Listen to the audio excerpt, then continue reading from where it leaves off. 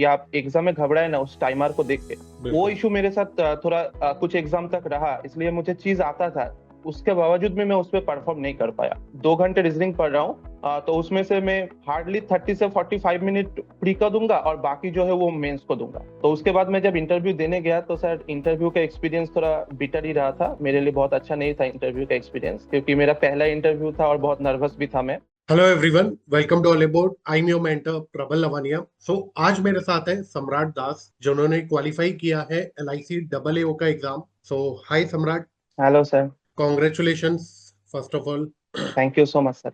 Okay, so सबसे पहले तो आप अपने बारे में थोड़ा सा बताइए कि आप कहाँ से हैं और आपने ग्रेजुएशन में क्या किया हुआ है और कैसे आपने टारगेट किया कि मेरे को गवर्नमेंट एग्जाम की तैयारी करनी चाहिए।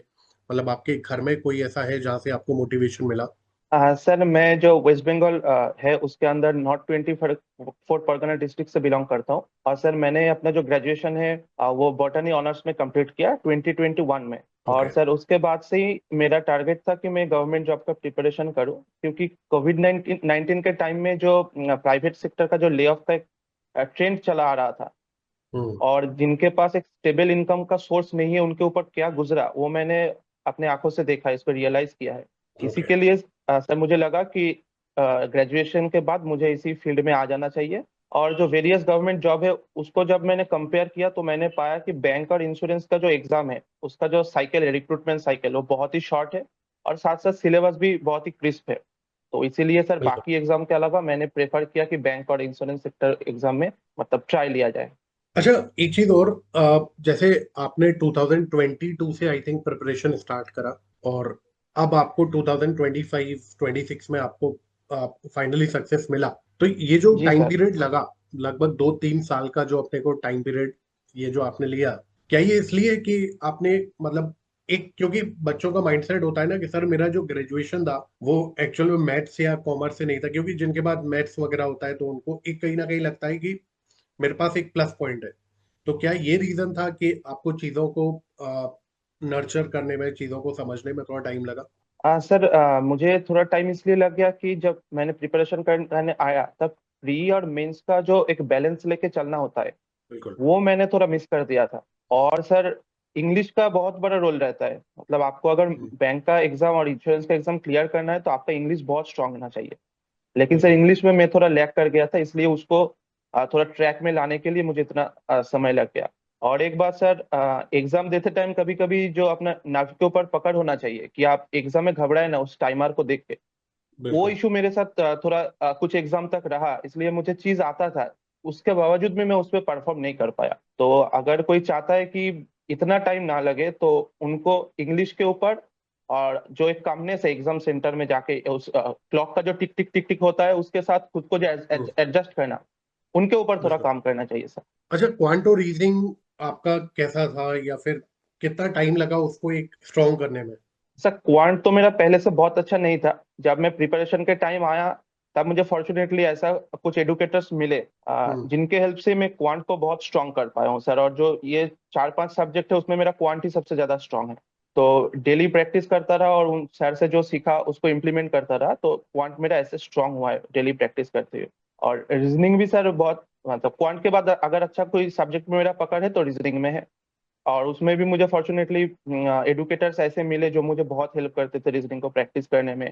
तो सर ऐसे करके रीजनिंग और क्वांट को मैंने स्ट्रॉन्ग किया है। अच्छा, एक चीज और, जैसे आपने ग्रेजुएशन आई थिंक बॉटनी से किया हुआ है ना? जी सर। हाँ तो कितना चैलेंजिंग था कि एकदम से, मतलब आपके लिए बैंक की तैयारी करना, और जिसमें बैंकिंग में आपको पता है कि क्वांट रीजनिंग वगैरह एक अच्छे लेवल पे आपको पढ़ना पड़ता है। सर बेसिकली मैंने जैसे पहले कहा, मुझे इसमें थोड़ा शिफ्ट होने के लिए इंग्लिश ही मुझे बहुत ज्यादा पहले परेशान किया। ओके। और क्वांट तो मैंने बताया सर, मैंने जैसे किया है तो, और रीजनिंग भी मैंने किया है, लेकिन बेसिकली जो सबसे बड़ा चैलेंजिंग पार्ट है वो इंग्लिश का ही रहा ओके। है। और जीए का भी थोड़ा बहुत बोलूंगा, क्योंकि पहले से ऐसा कोई आदत नहीं था कि रोज न्यूज़पेपर पढ़ना है या जो भी न्यूज आ रहा है उसको देखना है। लेकिन बॉटनी जब था तब ऐसा कोई नीड नहीं था।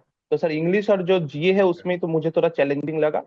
बाकी इंग्लिश करते हुए या रीजनिंग करते हुए उतना कोई मुझे हार्डशिप फेस करना नहीं पड़ा सर। प्रीलिम्स और मेंस जी की सर। जो तैयारी आपने करी होगी स्टार्टिंग में 2023 में, 24 में, तो आप कैसे लेके चल रहे थे प्रीलिम्स और मेंस को, मतलब सेपरेटली या फिर एक साथ दोनों को पढ़ रहे थे? ऐसा जैसे मैंने कहा कि मैंने 2021 में जब खत्म कर लिया अपना ग्रेजुएशन, तब से मैं स्टार्ट कर दिया था। और उसमें मेरा एक साल यही गलती रहा कि मैं पूरा प्री ही पढ़ गया सब सब्जेक्ट का। मेंस के ऊपर शिफ्ट करने का जो तरीका था वो मैं मिस कर गया। तो ये हम्म। बात मुझे जब रियलाइज हुआ, तब मैंने प्री को थोड़ा कम टाइम दिया और मेंस को थोड़ा ज्यादा टाइम दिया। लाइक सर, अगर मान लीजिए मैं 2 घंटे रीजनिंग पढ़ रहा हूँ, तो उसमें से मैं हार्डली 30 से 45 मिनट प्री का दूंगा और बाकी जो है वो मेंस को दूंगा। सर यही मेरा जो था वो स्ट्रेटेजी था। और जो एग्जाम का नोटिफिकेशन आने के बाद जब मेरा मतलब डेट पता चल जाता था, उसके सर 10 दिन पहले से जो मैराथन्स होते हैं सभी सब्जेक्ट है सिर्फ प्री के लिए, उसको मैं करता था। और इसके अलावा ओके। प्री को ज्यादा टाइम नहीं दिया और मेंस ही पढ़ता था। अच्छा, इसके बाद एक चीज बताइए, एक ऐसा सब्जेक्ट जो कि कहीं ना कहीं बच्चों के लिए बहुत टेंशन बना होता है, खासकर मेंस में, जो है जीए। मतलब बच्चों जी को एस। समझ में नहीं आता कहाँ से शुरू करें, कब शुरू करें, कितना पढ़े। तो आपने जीए को कैसे मैनेज किया? अच्छा, जी के लिए तो मैंने जो का पीडीएफ आता है, मैंने बेसिकली उसी से कंप्लीट किया है, सेल्फ स्टडी किया है। और जो बैंकिंग अवेयरनेस वाला पार्ट है उसके लिए मैंने एडुकेटर्स को फॉलो किया और उसका प्रॉपर नोट्स भी बनाया था। और जब एग्जाम के पहले रिवीजन करने का वक्त आता था तब उसको प्रॉपरली रिवाइज किया सर। तो मैं बताना चाहूंगा कि जो खुद से कर सकते हैं बैंक जनरल अवेयरनेस को, तो वो खुद से कर सकता है। और नहीं तो एडुकेटर्स तो है ही, उनके हेल्प से भी कर सकते हैं। और जो सबसे बड़ी बात है वो सर, रोज पढ़ के रोज रिवीजन करना है, चाहे अच्छा लगे या ना लगे, अगर जीए में पकड़ बनाना है। और सच में सर जीए बहुत ही एक एज देता है मेंस में नंबर को लीड लेने के लिए। हाँ, तो जीए को जरूर इंक्लूड करना चाहिए। जैसा आपको पता है कि प्रीलिम्स में जो क्वांट रीजनिंग इंग्लिश आता है और जो मेंस में क्वांट रीजनिंग इंग्लिश आता है, कहीं ना कहीं बहुत बड़ा डिफरेंस है। चाहे वो लेवल का जी सर। डिफरेंस बोले, चाहे वो डिफिकल्टी लेवल आप बोल सकते हो। तो आपने मेंस के लिए जो क्वांट रीजनिंग और इंग्लिश वाला पार्ट है, उसको कितना टाइम दिया शुरुआत से ही? मतलब एक कितना आपने टाइम डेडिकेट किया, कितने मॉक टेस्ट आपने मेंस के लिए दिए, एलआईसी डबल ए के लिए स्पेशली? सर मॉक टेस्ट तो सर जितना भी मेरे पास प्लेटफॉर्म था सभी का मॉक टेस्ट मैं देता था। और जब मैं मेंस पढ़ने बैठता था तो टू बी ऑनेस्ट मैंने कभी टाइम नहीं देखा। मुझे ये था कि मेरे मन में कि ये मेरा स्ट्रांग होना चाहिए, इसके लिए अगर एक सब्जेक्ट को मान लीजिए इंग्लिश को 3 घंटा हम्म। देना पड़ रहा है तो मैं वो भी दूंगा, क्योंकि मेरा इंग्लिश तो बहुत अच्छा नहीं था। तो यही मेरा पर्पस था। और मैं जब भी किसी भी टीचर से मैं पढ़ूं, उनका पहले जो कंटेंट होता था वो मैं पहले खुद से सॉल्व करने का ट्राई करता था कि मेरे को कितना आता है। तो जब मैं ये समझ जाता था तो उसके बाद मुझे जो नहीं आता वो मैं फिर से उसके उनके वीडियो से देख लेता था सर। रीजनिंग में भी ऐसे किया और क्वांट में भी ऐसे किया सर। इंटरव्यू के लिए कैसे आपने प्रिपेयर किया, और इंटरव्यू आपका कैसा गया? मतलब कैसा था इंटरव्यू का एक्सपीरियंस? सर इंटरव्यू के लिए मैंने हॉलीवुड को थैंक्स करना चाहूंगा, क्योंकि हॉलीवुड से ही मैंने प्रिपरेशन किया था। और मेरा जो 2 मॉक इंटरव्यू हुआ जो सर के साथ हुआ, उन्होंने भी मुझे गाइड किया, मुझे टिप्स दिया कि कैसे कुछ करना है। तो उसके बाद मैं जब इंटरव्यू देने गया तो सर इंटरव्यू का एक्सपीरियंस थोड़ा बिटर ही रहा था मेरे लिए। बहुत अच्छा नहीं था इंटरव्यू का एक्सपीरियंस, क्योंकि मेरा पहला इंटरव्यू था और बहुत नर्वस भी था मैं। और तो जब मैंने इंटरव्यू रूम में एंटर किया, तब जो चेयरपर्सन सर था, फर्स्ट इंटरेक्शन उन्हीं के साथ हुआ था मेरा। तो जब मैं घर में प्रिपरेशन कर रहा था तो बेसिकली मैं हिंदी में ही बताने के लिए अपने को प्रिपेयर कर रहा था। लेकिन जब मैं बैठा पैनल के सामने तो वो सर चाहते थे कि मैं इंग्लिश में बात करूं। तो पहले यहाँ पर थोड़ा सा मेंटल ब्रेकडाउन हो गया था, क्योंकि मैं एकदम भी प्रिपेयर नहीं था कि मतलब ये प्रिपेयर था कि सर अगर इंग्लिश में बोलने को बोलेंगे तो मैं उनसे परमिशन ले लूंगा और परमिशन लेके बताऊंगा हिंदी में। तो मैंने जब सर से परमिशन लिया तो सर ने कहा कि नहीं, आपको पहले इंग्लिश में ही बताना है, फिर हम जब बोलेंगे तब आप हिंदी में बता सकते हैं। तो सर ओके। इंग्लिश में थोड़ा प्रॉब्लम तो हुआ था, लेकिन वहां पर कहीं मैनेज कर लिया और फिर जब चेयरपर्सन सर के साथ मेरा इंटरेक्शन हो गया तब उस सर ने कहा कि आप इंग्लिश में हिंदी में बोल सकते हैं। और बाकी जो और भी 5 मेंबर्स थे पैनल में उन्हें उनके साथ हिंदी में इंटरेक्शन हुआ। लेकिन सर पहले ही जो चेयरपर्सन सर जो थे उनके ऊपर अगर एक इम्प्रेशन अच्छा बनता है तो ओवरऑल मुझे पता चल जाता है कि इंटरव्यू अच्छा जाएगा। अगर बिल्कुल। तो उन्हीं के साथ ही मेरा इंटरेक्शन थोड़ा गड़बड़ हो गया तो मैं थोड़ा नर्वस हो गया था। और उसके बाद जो आसान क्वेश्चन भी था, मतलब मुझे जो आता भी था क्वेश्चन, वो भी मैं बहुत अच्छा जवाब नहीं दे पाया सर। बिलो द एवरेज ही, तो मेरे हिसाब से बिलो द एवरेज ही था इंटरव्यू। कोई नहीं, फर्स्ट इंटरव्यू था इसीलिए थोड़ा सा। और एकदम से चीजें आप जिस लेवल पे तैयार करते हो, एकदम पैनल के सामने फ्लिप करने को बोल दिया जाए तो थोड़ा सा तो मतलब प्रॉब्लम आता है, ठीक है। जी जी सर बट जी। ओवरऑल सिलेक्शन हो गया, दैट मैटर्स अ लॉट। हाँ अच्छा, एक चीज बताइए, ऑलिव बोर्ड पे आपने मॉक टेस्ट दिए होंगे, जी सर। LIC के जो मॉक टेस्ट आपने दिए होंगे, LIC डबल ए के, कितने रिलेवेंट थे अकॉर्डिंग टू द एग्जामिनेशन?